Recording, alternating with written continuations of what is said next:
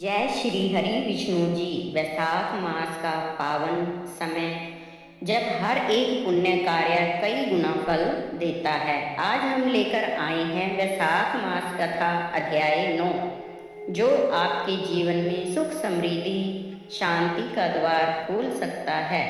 इस कथा को श्रद्धा से सुनने मात्र से ही पापों का नाश होता है और सभी मनोकामनाओं की पूर्ति होती है। तो आइए भक्ति भाव से सुनते हैं दिव्य कथा। पूजा विधि: सुबह जल्दी उठकर स्नान करें और साफ सुथरे कपड़े पहने। घर के मंदिर या साफ जगह पर भगवान विष्णु जी की और लक्ष्मी जी की मूर्ति या तस्वीर स्थापित करें। घी का दीपक जलाएं और धूप अगरबत्ती जलाएं। हाथ में जल लेकर संकल्प करें, मैं श्रद्धा भाव से वैशाख मास कथा का पाठ कर रहा हूँ या कर रही हूँ। फिर फूल फल तुलसी दल इत्यादि विष्णु जी को अर्पित करें। कथा को करें या श्रवण करें और ओम नमो भगवते वासुदेवाय मंत्र का जाप करें। वैशाख मास कथा अध्याय 9।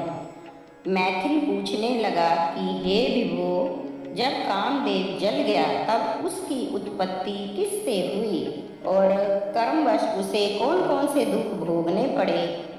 हे ब्राह्मण, मुझे इस बात के सुनने की बड़ी अभिलाषा है। यह कहकर मेरा संदेह मिटाइए। यह सुनकर श्रुतदेव कहने लगे कि मैं स्वामी कार्तिकेय के जन्म की कथा कहता हूँ। इसके सुनने से सब पाप नष्ट हो जाते हैं। यह कथा यश को बढ़ाने वाली, पुत्र देने वाली, धर्म करने वाली और संपूर्ण रोगों का नाश करने वाली है।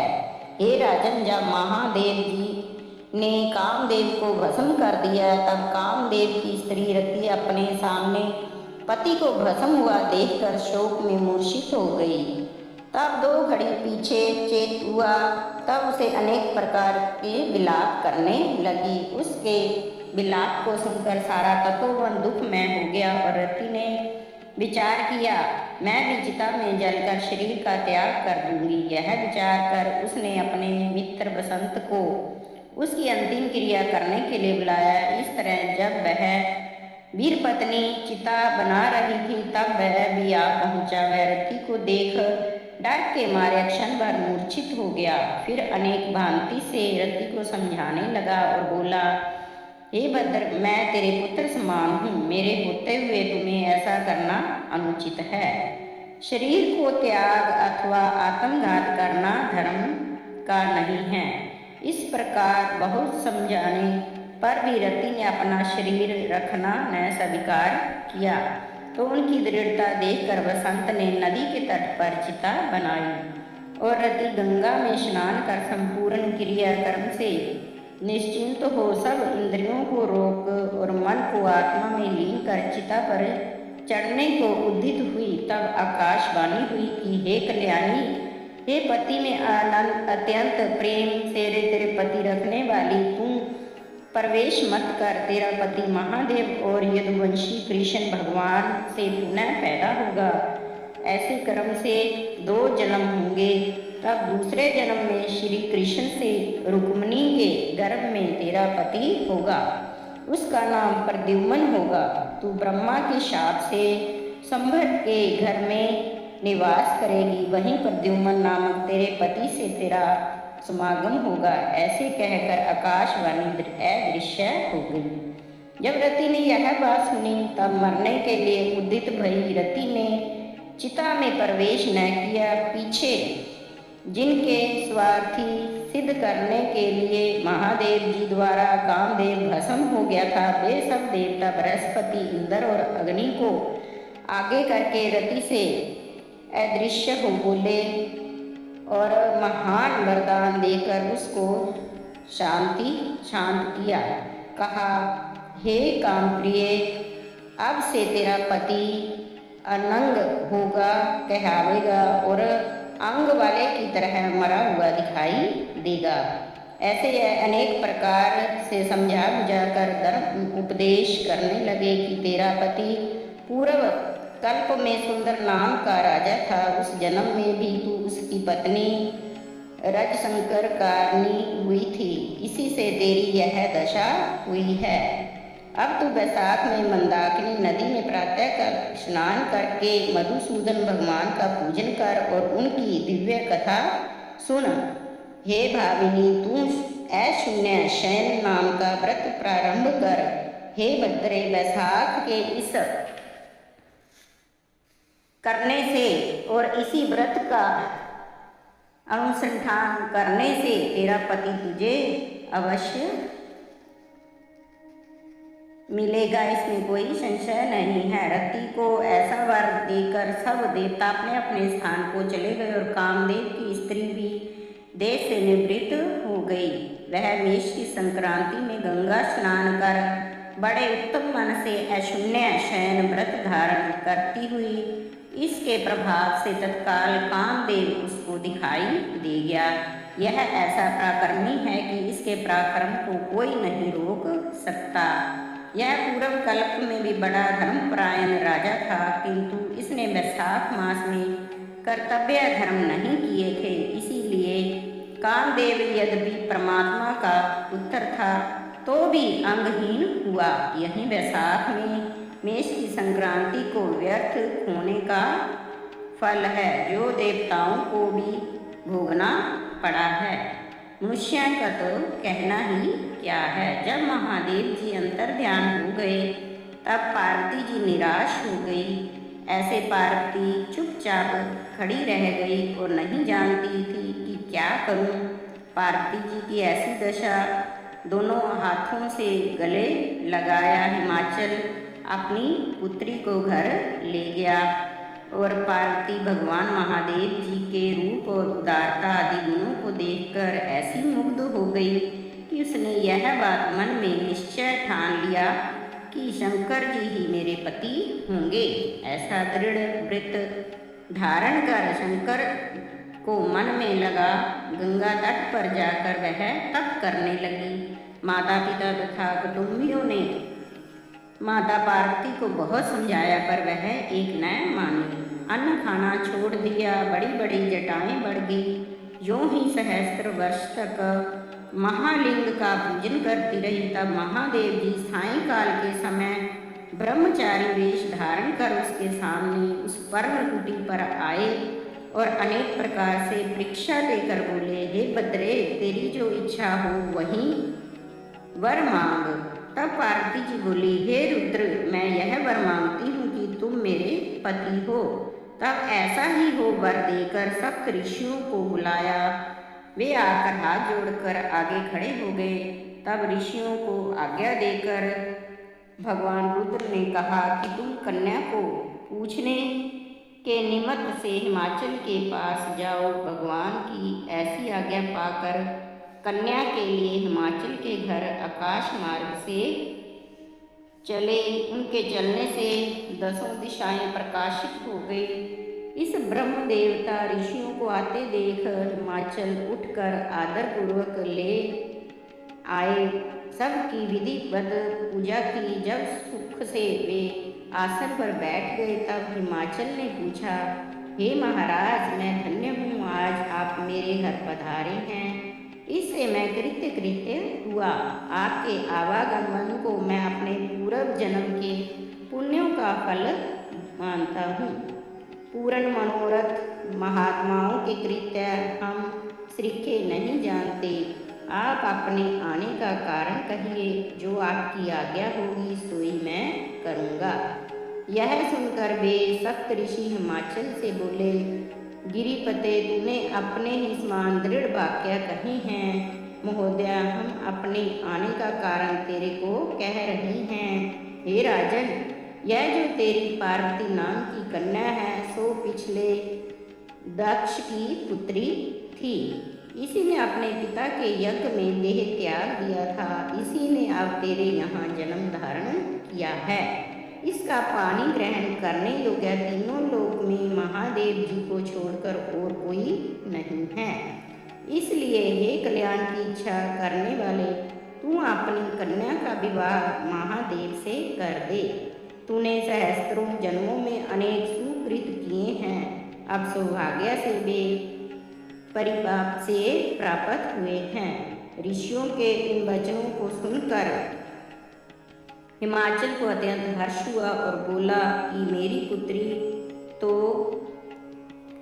छाड़ के वस्त्र धारण कर गंगा तट पर अनशन व्रत का धारण कर अत्यंत कठिन तप कर रही है। वह महादेव जी को पति बनाना ही चाहती है, उसका मनवांछित यही कार्य है। हे मुनिवरो, मैं अपनी कन्या महादेव जी को दे चुका हूँ।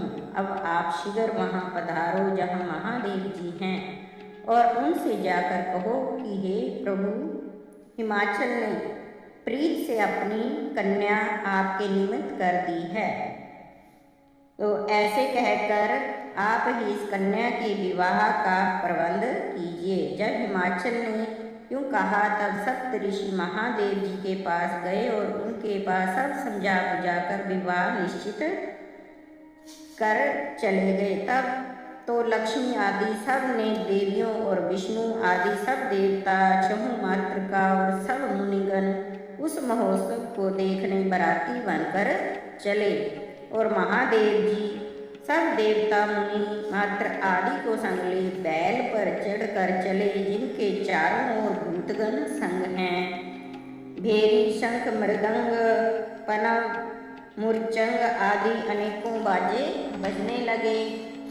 बंदीजन अनेकों प्रकार के शब्द करते जाते ऋषिगण वेद की ऋचा के पाठ कर रहे हैं। इस प्रकार हिमाचल की पुरी में प्रवेश किया। फिर सुंदर मुहूर्त, शुभ लगन और शुभ ग्रहों की दृष्टि में हिमाचल ने अत्यंत ही प्रसन्न मन से विवाह कर दिया। हे राजन, त्रिलोकी के प्राणी मात्र इस उत्सव के आनंद में डूब रहे थे। इस महोत्सव के पूर्ण होने पर संपूर्ण लोगों के कल्याण करने वाले शंकर लौकिक धर्मों का पालन करके पार्वती जी के साथ स्वच्छंदता से रमन करने लगे। संपूर्ण रिद्धि सिद्धियों से युक्त इंद्र भवन तुल्य हिमाचल के शिखर पर नंदनी के तीर पर वन के बीच रात्रि में जहाँ मतवाले भौरा गूंजते थे, वह पक्षी चहचहाते थे और शब्द करते थे, ऐसे स्थान पर महादेव जी सहस्त्र दिव्य वर्ष तक रमन करते रहे। देवराज इंद्र ने स्त्रियों को वर दिया कि उस समय पुरुष संसर्ग करने से निश्चय ही स्त्रियों का गर्भ गिर जाए। जब महादेव जी पार्वती के अंग नित्य प्रति रमन करने लगे और गर्भ स्थिति न हुई तो सब देवताओं को घोर चिंता उत्पन्न हुई। सब मिलकर आपस में विचार करने लगे कि क्या कारण महादेव जी की नित्य प्रति पार्वती जी के संग रमन में प्रवृत्त होते हैं। ऐसे ही नित्य गर्भसत्रा हो जाने से हमारे कार्य की सिद्धि कठिन है। अतः अब कोई ऐसा उपाय करना चाहिए जिससे महादेव जी फिर रति करने में प्रवृत्त हों। ऐसा कहकर थोड़ी देर तक विचार कर रहे कि क्या करें। फिर निश्चय हुआ कि इस कार्य को अग्नि देवता कर सकते हैं। इसलिए अग्नि का अत्यंत सम्मान कर कहने लगे, हे अग्नि देवता ही देवताओं का मुख है, तू ही बंधु है और सब तेरे ही हाथ में है। अब तू वहीं जा जहाँ महादेव जी रमन कर रहे हैं। जब वे रमन कर चुके तब तू प्रकट हो सम्मुख चले जाना, जिससे वे पुनः रमन न करें, क्योंकि तुझे देखकर पार्वती जी लज्जा के मारे वहाँ से हट जाएगी। तब तू शिष्य होकर कामारी शिव जी से तत्व प्रश्न करना। ऐसे तत्व प्रश्न के बहाने से महादेव जी का समय लगा देना। ऐसे बहुत काल व्यतीत हो जाने पर पार्वती से स्वामी कार्तिक का जन्म होगा। जब देवताओं ने ऐसे प्रार्थना की तब अग्नि ने कहा, अच्छा मैं जाता हूँ। यूँ कहकर महादेव जी के पास गया, परंतु वीर्य के सफलित होने से पहले ही रमन समय अग्नि चला गया और वहाँ पहुँच गया। उसे देख वस्त्रहीन होने के कारण पार्वती जी बड़ी लज्जा उत्पन्न हुई और मन खिन्न हो गया तथा रमन छोड़ वह अलग हट गई। तब महादेव जी को बड़ा क्रोध हुआ और अग्नि से बोले, हे दुर्मते, इस असफलित वीर्य को अब तू ग्रहण कर।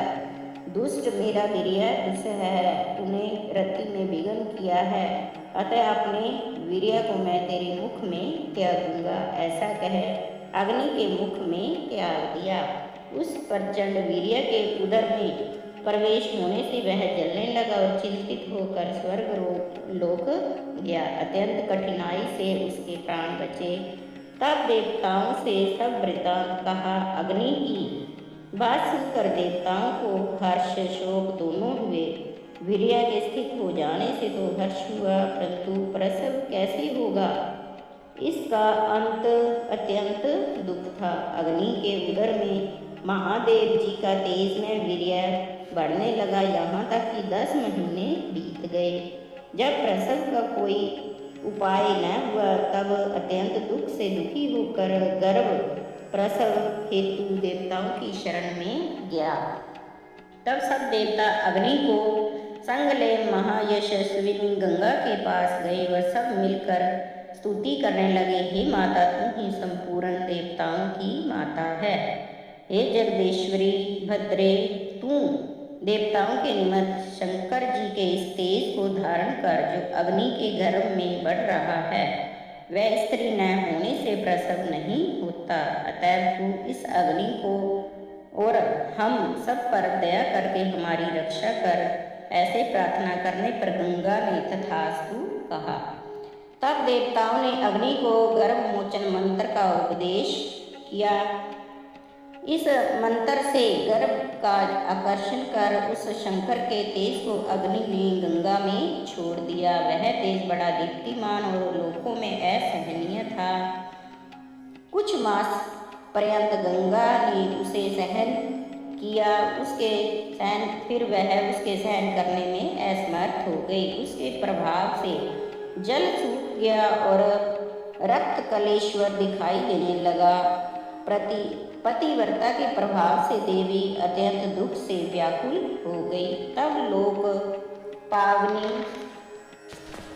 गंगा ने अपने उदरस्थ गर्भ को त्याग दिया, जो सर्पतों में गिरा। सर्पतों से विदीर्ण हो उस गर्भ के 6 भाग हो गए। तब ब्रह्मा की भेजी हुई 6 कृतिकाएं आई। उन्होंने सरकंडों से विभिन्न शांभवी तेज कंठ भागों को ग्रहण कर 6 मुख का पुरुष बनाया, परंतु उसका शरीर एक ही था। ब्रह्मा की आज्ञा से उन कृतिकाओं ने उसे बहुत दृढ़ कर दिया। यह पुरुष 6 मुखी शरीर बहुत समय तक सरकंडों में वैसे ही पड़ा रहा, उसका कोई रक्षक नहीं था। एक दिन बैल पर चढ़े हुए महादेव पार्वती जी उसी स्थान पर होकर श्री शैल को जा रहे थे। उस समय पार्वती जी के स्तनों से दूध की धार ढरकने लगी और वे विस्मित हो महादेव जी से बोली, हे महाराज, अकस्मात मेरे स्तनों से दूध की धार बहने का क्या कारण है? हे विश्वनाथ, इसे मेरे को बताइए। तब महादेव जी बोले, हे देवी, जो कुछ मैं कहूँ तू सुन। तेरा पुत्र यहीं नीचे पड़ा है। एक समय तू और मैं रमन कर रहे थे, तब तक वीर्य स्खलित नहीं होने पाया था। इतने में ही अग्नि आ गया और तू उसे देख लज्जा के मारे हट गई। तब मैंने क्रोध से यह वीर्य अग्नि के मुख में छोड़ दिया था। जब यह उसे सह न सका, तब उसने देवताओं की कृपा से गंगा में छोड़ दिया। जब गंगा भी जल करने लगी, तब उसने सरकंडों में छोड़ दिया। वहाँ शंकर सरकंडों में उसके 6 भाग हो गए और मातृकाओं ने आकार देकर उसे दृढ़ किया। उसकी पुरुष की आकृति हो गई। उसी को देखकर तेरे स्तनों में से दूध टपकने लगा है। इसका पराक्रम विष्णु जी के समान होगा। तुम इसका पालन पोषण कर, यही तेरा औरस पुत्र है। इसे उठाकर शीघ्र ले चल, इसके द्वारा तेरी बड़ी प्रशंसा होगी। महादेव जी की बात सुनकर पार्वती जी ने शीघ्र ही उस बालक को उठा लिया और अपनी गोदी में बिठाकर दूध पान कराने लगी। महादेव जी के बताने पर देवी पुत्र स्नेह में तत्पर हो गई और महादेव जी के साथ कैलाश को इस प्रकार पुत्र का लालन पालन करती हुई देवी अत्यंत संतुष्ट हुई। हे राजन, यह कुमार के जन्म की कथा मैंने तेरे सन्मुख कही। जो इसे नित्य प्रति सुनते हैं उनके पुत्र पौत्र आदि की वृद्धि होती है, इसमें कोई संदेह नहीं है। महादेव जी की अप्रियता से उसके जानने में अत्यंत कष्ट हुए हैं। जो प्रीतिपूर्वक वैशाख के धर्मों का श्रवण करते हैं उसके बराबर कोई धर्म नहीं है। इसलिए वैशाख में किए हुए धर्म ही संपूर्ण पापों को नाश करने वाले हैं। इसमें धर्म करने से स्त्रियों का विधवा योग मिट जाता है, बड़ा पुण्य होता है और संपूर्ण प्रकार की संपत्तियां मिलती हैं। इसके प्रभाव से अनंग कामदेव भी अंगों वाला हो गया और जो लोग इस मास को बिना स्नान किए या बिना दान किए बिता देते हैं उसे बहुत से धर्म करने पर भी अनेकों दुख भोगने पड़ते हैं। जो इसी एक मास में धर्म कर ले तो वह संपूर्ण धर्मों के लिए हितकारी है। तो भक्तों, यह थी वैशाख मास कथा अध्याय 9। अगर आपको यह कथा पसंद आई हो तो वीडियो को लाइक करें और अपने परिवार मित्रों के साथ जरूर शेयर करें। ऐसी ही पवित्र कथाएं सुनने के लिए भक्ति अमृत रस चैनल को सब्सक्राइब करना ना भूलें। जय श्री हरि विष्णु जी, जय माता लक्ष्मी जी।